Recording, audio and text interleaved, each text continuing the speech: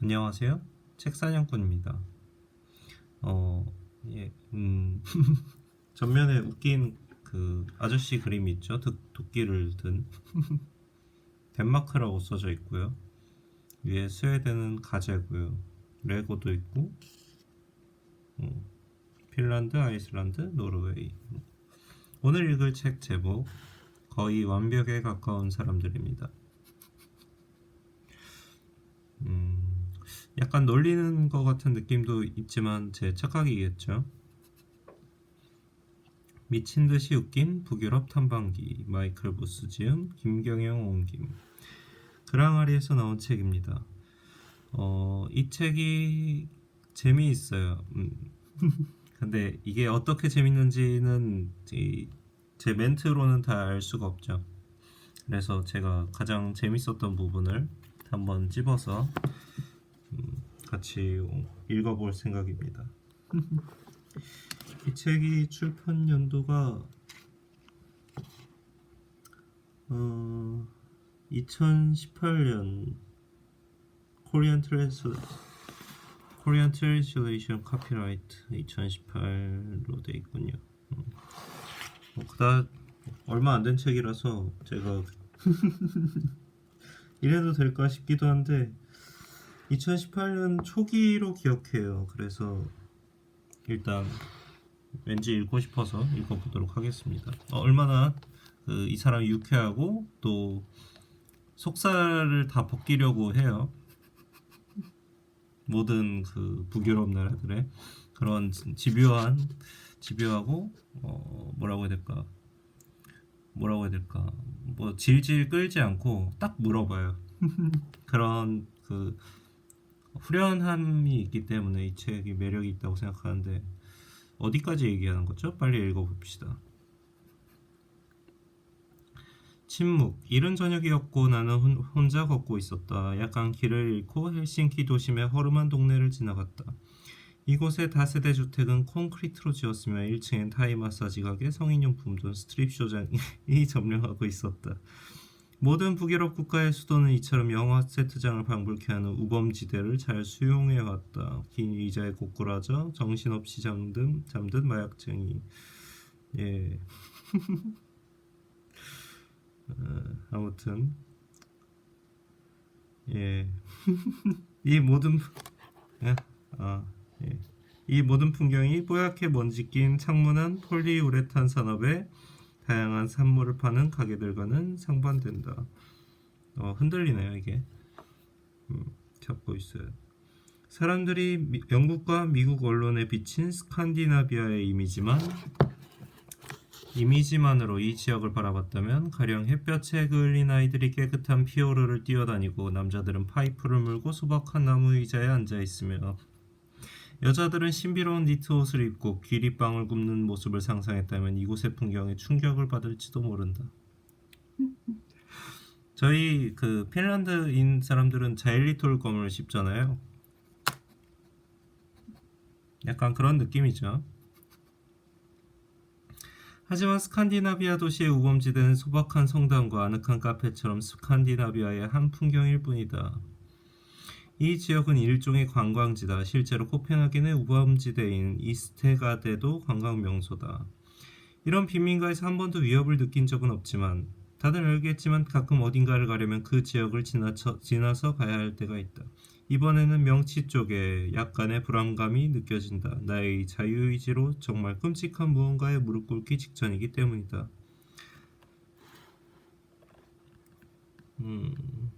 잠시 멈춰 다시 생각했다. 아니 표범무늬 상의를 입은 저 여자와 너무 가깝잖아. 더 걸어가서 다시 멈춘다. 나의 행선지를 누구에게도 밝히지 않았으니 내가 실제로 여길 지나가는지 아무도 알 리가 없다. 혼잣말을 하고는 계속 걸어갔다. 나의 병적인 호기심과 익명성이 주는 무모한 자유에 홀려 주소가 적힌 작은 종이 한 장을 꼭 쥐고서 그냥 도서관으로 돌아갈 수도 있었다. 그날 오후 아늑한 구석에서 자료 조사를 하며 보냈던 곳. 하지만 그 일을 해내지 않고 헬싱키를 떠난다면 나의 핀란드 경험은 미완성으로 남을 것이다. 고향에 돌아가면 사람들은 나에게 왜 그 일을 해냈는지 물을 테고 나는 겁이 나서 내뺐다고 마지못해 고백하겠지. 사람들 혼자 그 어떤 성취해야 되는 뭔가가 있나 봐요. 사람들은 눈살을 찌푸릴 때고 나는 아무도 믿지 않을 변명을 늘어놓을 테지. 그게 아니면 거짓말을 해야 한다. 지금 내가 하려는 일은 나로서는 너무 낯선 경험이라 잘 해낼 자신이 없다. 그 일을 직접 경험해야 하지만 그렇게 하자면 거의 평생을 소중히 지켜온 몇 가지 원칙을 어길 수밖에 없다. 나는 핀란드인의 흔한 취미를 경험하러 가는 중이다. 실제로 그 일은 취미 이상이며 핀란드에서는 핀란드스러움의 기본 개념과 때려야 뗄 수 없는 삶에 꼭 필요한 일이다. 이 지독한 행동은 영국인과 DIY, 프랑스인과 불륜처럼 핀란드인이 밥 먹듯이 자주 하는 일이 벌써 그 다들 1패씩 하고 있죠. 밥 먹듯이 자주 하는 일이다. 나의 핀란드 친구 한 명은 사실상 그 이야기 말고 다른 이야기는 하지 않는다. 와우.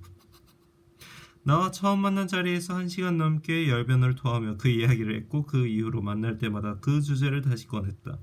매번 나에게 그걸 해보게 하려는 속셈을 품고 이 책이 나온 건 그 친구 이 책에서 이 부분을 쓰게 된 건 그 친구에게 감사를 해야겠군요.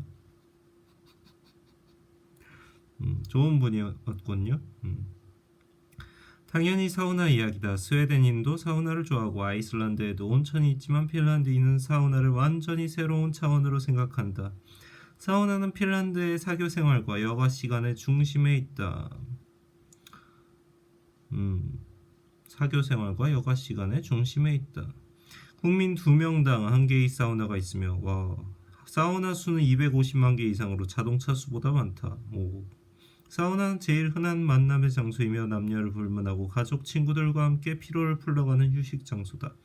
동시에 발가벗는다. 펍이나 마을회관처럼 하지만 발가벗는다. 그리고 뜨겁다. 핀란드인은 자기네 사우나가 세상에서 제일 뜨겁고 다른 나라의 사우나는 절대 진짜 사우나가 아니라고 말할 것이다. 스웨덴 사우나의 미지근한 온도를 조롱하며 80도 아래는 모두 따뜻한 방이라고 말한다. 부심 대단하죠. 스웨덴인의 나약함을 보여주는 한 가지 증거일 뿐이라고 이야기한다. 심지어 사우나 세계 챔피언십도 열린다. 유일한 요건은 누가 가장 높은 온도에서 가장 오래 앉아있는가이다. 작년에 대회 참가자 한 명이 내부 온도가 110도까지 올라갔을 때 사망하는 사건이 있었다. 러시아인이었다. 왜 이 그 국적을 밝히는 거죠? 여기 지금 나라들의 총 그 집합해서 얘기하는 거니까 그런 식으로 이해하기로 하고요. 핀란드 국회의원들은 일주일에 한 번 사우나에서 회의를 하고 국회 회의실도 있는 게 아닐까 싶다. 냉전 시대 대통령이었던 우루 케코넨이 나라를 통치하던 시절부터 외국 정상들이 핀란드를 방문한 날 밤이면 대통령이 모든 정상을 사우나로 초대하는 전통이 있었다. 여기서 갑자기 앙겔라 메르켈 총리가 떠오르면 나쁜 걸까? 네.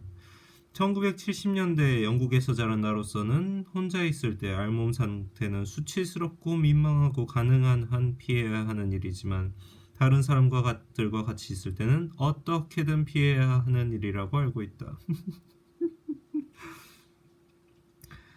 한편 현대 문명 사회를 이룩한 인간 계몽을 향한 누적 과정은 지금까지 우리의 육체적 아픔과 고통, 위험, 신체 노출 불편을 최소화하고자 하는 진정 감탄할 만한 욕구로 표출됐다. 저 중에 신체 노출도 있군요. 그런데 도대체 어째서 이런 일들을 자초하고 엉덩이를 내놓은 채 커다란 오븐 속에 앉아 뒹굴고 싶어 할까?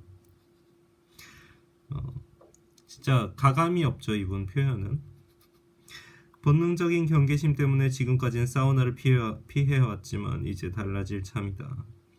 나는 1929년에 지은 헬싱키에서 가장 오래된 드디어 가는군요. 가장 오래된 장작으로 불을 지피는 사우나를 찾아가는 중이다. 찾는 길은 어렵지 않았다. 남자들 한 무리가 나체주의자들의 피켓처럼 타월천으로 된 목욕 가운 혹은 누군가는 수건만 걸치고 밖에 모여서 입구의 낮은 벽 주변에 앉거나 서서 담배를 피우면서 맥주를 병째 들이키고 있었다. 무뚝뚝하게 남자들을 지나 정문으로 들어갔고 사우나에 자주 와본 사람처럼 보이려 했었다. 한 젊은 남자가 작은 매점의 유리창 너머에 앉아있다. 평소 같은 말투로 말했다. 저기 사우나 하나 주세요? 아니면 할게요? 갈게요? 저기 그러니까 사우나 하나요? 수건 있나요? 남자가 물었다. 젠장 없다. 사우나 초보인 게 들통나게 생겼다. 괜찮아요. 빌려드립니다. 남자가 말했다. 남자는 고무 팔찌에 매달린 열쇠와 함께 수건을 건네며 내 오른쪽에 있는 문을 가리켰다. 나무판을 대서 만든 오래된 탈의실에서 축 늘어지고 하얗고 쭈글쭈글한 엉덩이 떼를 만났다. 적어도 여자는 없으니 안심이다. 그건 완전히 다른 차원의 도전이었을 테지. 안 보이는 구석을 찾아 옷을 벗기 시작했다. 옷을 사물함에 넣고 수건을 잡고 서 있었다. 다음 순서는 뭐지? 전혀 감이 오지 않았다. 수건을 허리에 두려고 아니 그러면 당치도 않지만 고상한 채 하는 앵글로 색슨족처럼 보일까? 패닉이죠. 아마 어떤 사우나를 가느냐에 따라 옷을 벗는 수위가 다른 것 같다. 그러고 보니 어느 쪽으로 가야 하는지조차 모르겠다. 어디로든 가긴 가야 하는데 다시 한번 물건을 정리한 척하며 다른 사람들을 곁눈질로 살폈다. 엉큼한 눈으로 훔쳐본다고 잡혀가지는 않을지 신경 쓰면서 그때 다른 사우나 손님 한 명이 내 옆을 지나가며 자기 수건을 경쾌하게 어깨 위로 던져 걸치고는 다른 문으로 지나갔다.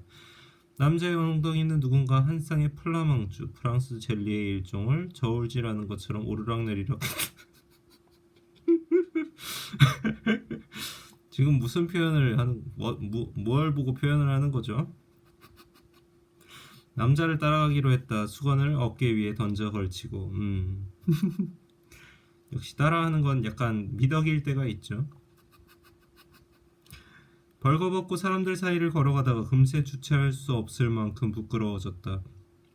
평소처럼 걸으려고 애쓸수록 걸음걸이는 더 부자연스러워졌다. 샤워실에 들어갔더니 경악스러운 광경이 펼쳐졌다.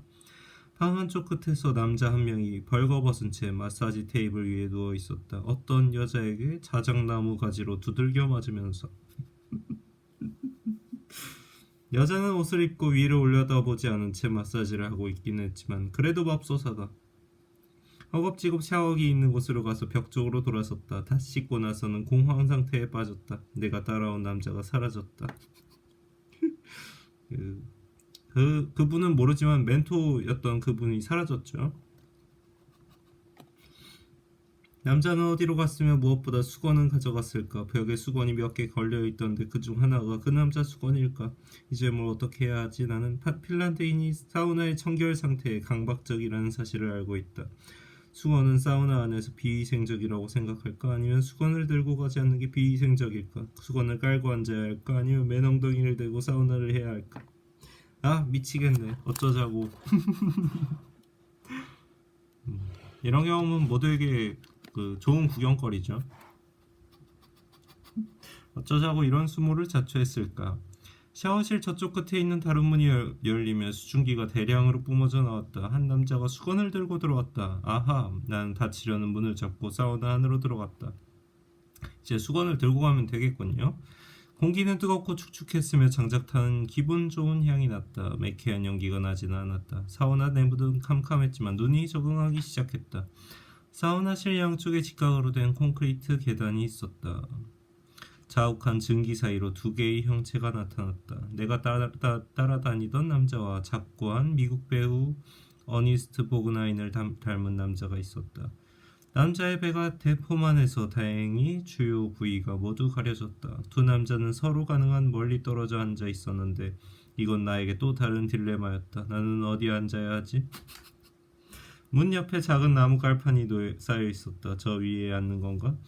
나는 용기를 끌어모아 어니스트에게 물었다. 어니스트는 해독 불가한 무슨 말인가를 옹알거렸지만 말투는 적대적이었다. 내가 이미 사우나의 티켓을 어겼다고 말하는 것만 같았다. 나는 힘없이 웃으며 깔판 하나를 집어 사우나 한가운데에 앉았다. 두 남자와 정확히 같은 거리를 두고서였다. 사우나광인 내 친구가 더 높은 자리일수록 더 뜨겁다고 경고했다. 나약한 외국인처럼 보이고 싶지 않아 계단 중간쯤에 앉았다. 두 사람보다 한 계단 위였다. 그 와중에 이겼군요. 3초 만에 얼굴이 불타올랐다. 땀방울이 온몸을 타고 흘렀다. 1분이 지나자 입술이 빨갛게 익고 숨을 쉴 때마다 폐가 불타는 것 같았지만 두 남자 중 한 명 또는 둘 다 나가기 전까지 절대 먼저 나갈 수는 없었다. 그렇죠. 남자들의 그 쓸모없는 자존심 싸움이 시작됐죠. 또 한 남자가 들어온다. 남자는 몸을 구부리더니 수도꼭지같이 생긴 걸 튼다. 사우나의 우묵한 부분 어디에선가 우르릉대며 섬뜩한 소리가 난다. 온도가 몇 도 높아지고 나는 몇 분 더 앉아있다가 당황했다. 그 후에 들어오는 모든 사람이 그런 식으로 수도꼭지를 틀었기 때문이다. 에티켓 2번 위반. 시간이 아주 천천히 흘러간다. 나는 점차 나의 벌거벗은 몸을 받아들이고 거의 편안한 상태가 된다. 여전히 신경 쓰인다 확실히. 하지만 침묵이 훨씬 더 거슬린다. 두 사람은 친구임이 분명한데 서로 한마디도 하지 않는다. 어니스트 보그나인이 나간다. 내가 따라다니던 남자도 나간다. 이제 나갈 구실이 생겼지만 사실 더 있고 싶다. 후끈거리는 열기, 쿵쾅거리는 가슴, 흘러내리는 땀 모두 이상하게 좋다. 어니스트 보그나인이 돌아오고 곧이어 다른 남자도 따라 들어왔다. 그렇지. 두 사람은 찬물 샤워를 하러 간 거였다. 사우나에 오기 전에 나는 찬물 샤워와 얼음물 수영을 할까 말까 고민을 많이 했고 절대 내 몸을 그렇게 학대할 수는 없다고 결론 내렸다. 내 아내라면 궁금해하는 사람들을 붙잡고 신나서 얘기하겠지만 내가 엄살쟁이라서가 아니라 약간의 불편도 견디지 못하는 사람이기 때문이다. 내 옷장에는 모직 바지가 한 벌도 없고 나는 자갈이 깔린 해변은 절대 가지 않는다. 하지만 지금 이 순간 찬물 샤워는 꽤 혹한다. 그쵸? 지금 아니면 느끼기 힘든 멋진 기분이죠. 완전 뜨거운데 찬물로 샥 하면 좋죠. 사우나실을 나가 샤워 꼭지 아래 서서 마음을 다잡고 손잡이를 완전히 찬물 쪽으로 돌린 뒤 얼음장같이 찬 폭포에 흠뻑 몸을 적셨다. 내 평생 가장 상쾌하고 활기가 돌며 이상하게 마음이 편안해지는 경험이었다. 죽여주는군. 사우나실로 돌아와 계단 꼭대기로 직행한다. 어니스트보다 높다. 또 높은 데 앉았군요. 아, 꼭대기로 갔군요. 몸이 타들어갈 듯이 뜨겁다. 머리가 어질어질하기 시작한다. 눈앞에 별이 왔다 갔다 해서 어쩔 수 없이 몇 계단 내려왔다. 나무 깔판을 치우고 엉덩이를 콘크리트에 대고 다시 앉는다. 숨죽여 비명을 지른 뒤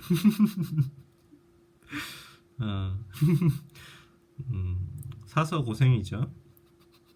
깊고 뜨거운 숨을 내쉰다. 새로 들어온 두 사람 블림프 대령과 톨룬 인간의 소중한 야채가 덜렁대는 모습을 보지 않으려 애쓰면서 점차 숨이 가빠지면서 심장마비가 오려는 통에 겁이 나서 비틀거리며 사우나실을 빠져나와 샤워를 하고 옷을 입고 땅거미가 지는 상쾌한 헬싱키 속으로 나아갔다. 그 어느 때보다 깨끗한 기분이었고 미칠 듯이 목이 마르며 기진맥진한 상태였다. 1시간 뒤 여전히 땀을 줄줄 흘리면서 도심 뒷골목에 있는 술집에서 내 평생 가장 맛있고 시원한 황금빛 맥주를 마시며 핀란드인과 그들의 사우나 중독에 대해 곰곰이 생각해봤다. 온갖 역겹경에도 불구하고 사우나는 즐거웠다. 비록 사람들 앞에서 발가벗는 일에 대한 생각은 훨씬 더 확고해져서 조만간 다시 방문할지는 모르겠지만 그런데 핀란드인은 왜 그렇게 사우나에 집착할까?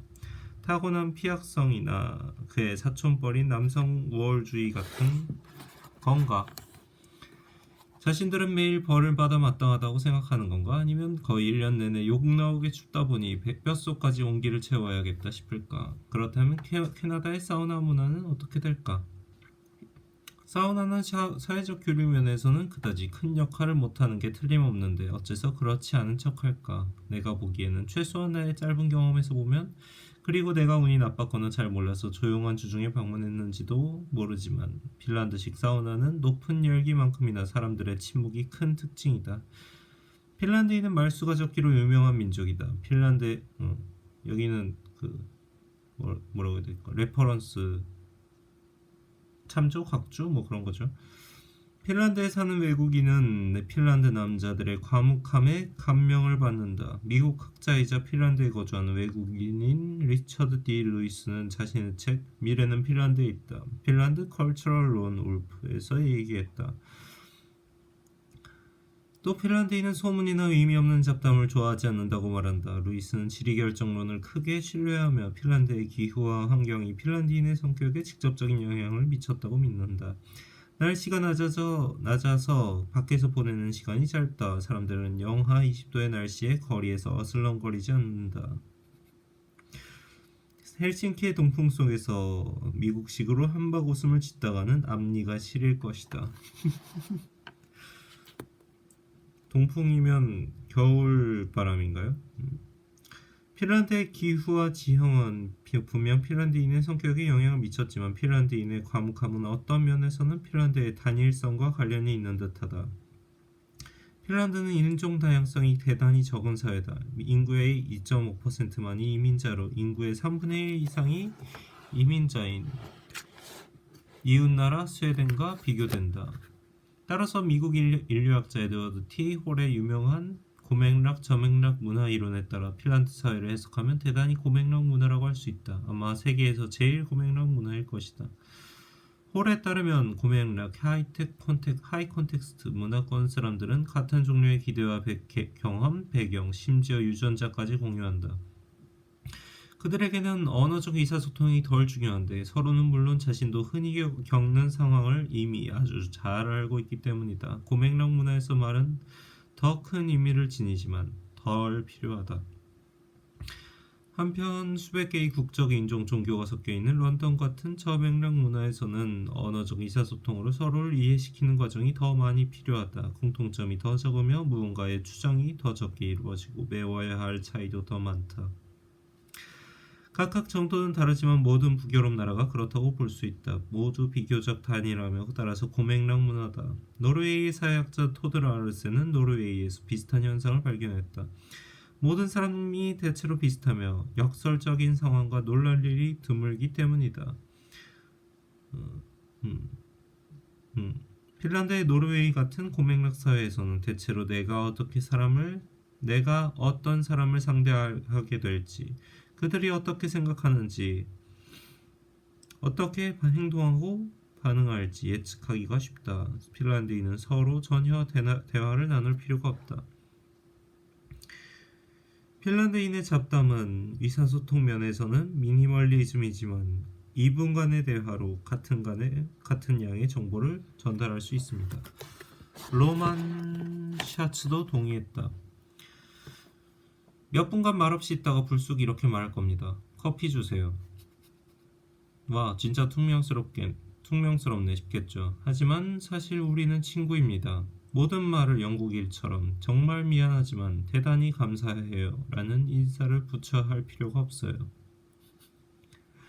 핀란드인의 과묵함은 자기네끼리는 괜찮겠지만 문제는 여행을 하거나 외국인과 일을 해야 할 때 생긴다. 가끔 특히 남자들은 지나치게 솔직하거나 지나치게 직설적이라 가끔 무례해 보이기까지 한다. 그들은 사회적 윤활유인 잡담을 특히 힘들어한다. 심지어 노르웨이인조차 마음먹으면 할 수 있는 일인데. 핀란드인은 말 많은 사람을 불신한다. 상대방이 한 번에 4, 5분 이상 이야기하면 그 사람이 뭘 숨기려고 저러는지 의심하기 시작한다. 앞서 이야기한 핀란드에 거주하는 학자 리처드 D. 루이스는 자신의 책에서 이렇게 말한다. 또 핀란드는 반응하고 듣는 문화이며 주로 대화를 먼저 시작하지 않고 상황이 어떻게 전개되는지 지켜보고 있다가 끼어드는 편이라고 덧붙인다. 루이스는 역사적 지리적 영향이 작용함을 인정한다. 추운 기후에서 스웨덴과 러시아 사이에 끼어있던 핀란드인으로서는 질문을 받지 않는 한 입을 열 이유가 없었다. 핀란드인 친구가 여기까지만 읽죠. 핀란드인 친구가 관련된 일화를 하나 들었는데 인간의 상호작용이라는 일반적 관습을 향한 핀란드인의 태도를 완벽하게 보여주는 사례라고 했다. 친구가 친구의 처남과 함께 눈보라 속에 시골길을 운전해 가는데 두 사람이 탄 차가 고장났군요. 눈보라 속에서 30분을 기다렸더니 마침내 다른 차가 지나갔다. 차가 멈추고 운전자가 밖으로 나와 두 사람을 도왔다. 남자는 본의단을 들여보며 열심히 차를 고쳤다. 내내 말 한마디 없이. 알겠다는 듯 한두 번 고개를 끄덕였지만 내 친구가 맹색한데 말은 한마디도 하지 않았다고 한다. 그러고는 남자는 차를 몰고 사라졌다. 그 친구가 말했다. 오, 우리 운이 좋았네. 저 사람 누구지? 저 사람 대체 누구지? 그 말에 친구의 처남이 대답했다. 아, 유하라고? 학교 동창이에요.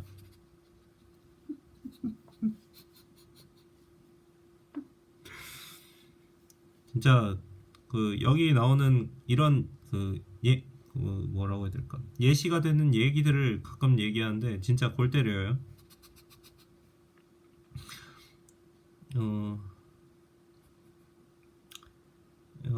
좀 그러니까 이쪽만 다 읽고 마무리하겠습니다. 어차피 펼친 김에 서운하니까.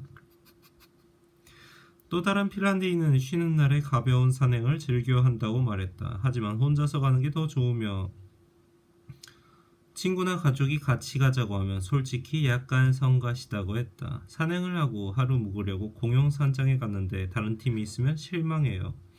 핀란드인 대부분이 그럴 거예요. 우리는 늘 혼자 있는 걸 더 좋아하거든요. 그 친구는 말이 많은 축에 속했다. 반면에 거의 모든 덴마크인은 그런 상황에서 다른 덴마크인을 만나는 걸 적극 반긴다. 둘이 같이 아는 사람을 찾을 수도 있고 투보르 맥주 한두 캔을 나눠 마시거나 노래를 같이 부를 수도 있으니까. 저는 헬싱키에 이틀 이상 있으면 머리가 아파요. 사람이 너무 많고 혼자 있을 공간이 잘 없어요. 한 핀란드인 여성이 내게 말했다. 한 번은 홍콩에 갔는데 너무너무 많더라고요. 사람들이요. 그녀는 그때 기억에 진저리를 쳤다. 헬싱키가 사람이 너무 많대요. 아닐 것 같죠? 저도 그럴 것 같아요. 한 번은 비행기에서 핀란드 위를 지나다가 아래를 내려다봤다. 원시림처럼 보이는 지역 한가운데서도 핀란드의 75%가 원시림이며 20%는 차디찬 호수다. 때때로 외딴 집의 벨룩스 채광창에서 반사되는 한 줄기 햇살이나 문명사회와 멀리 떨어져 여기까지 읽도록 하겠습니다. 많이 읽었죠?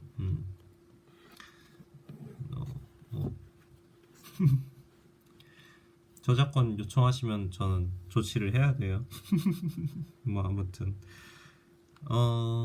이분이 거의 미친 듯이 웃긴 북유럽 탐방기라고 하는데 실제로 그런 부분도 많이 있긴 한데 읽고 같이 읽으시면서 느끼셨겠지만 진지한 부분도 굉장히 많이 있습니다. 그런 점이 저한테는 오히려 약간 마이너스이긴 했는데 여러분은 어떠실지 잘 모르겠어요. 어쨌든 이런 마이클 부스 씨의 이런 열정이 알맹이 있는 책을 만든 거겠죠. 그냥 웃기기만 한 책이 아니라